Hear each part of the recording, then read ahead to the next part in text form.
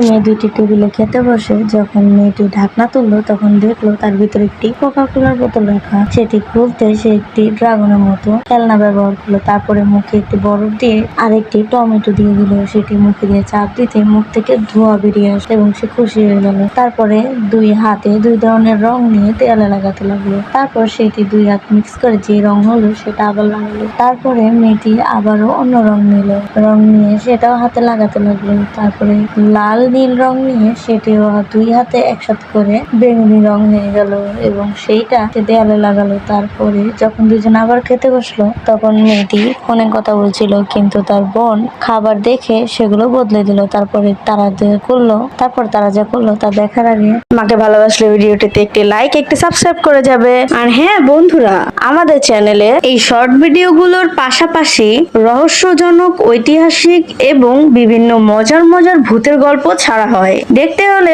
অবশ্যই চ্যানেলে ঘুরে আসবেন। ধন্যবাদ।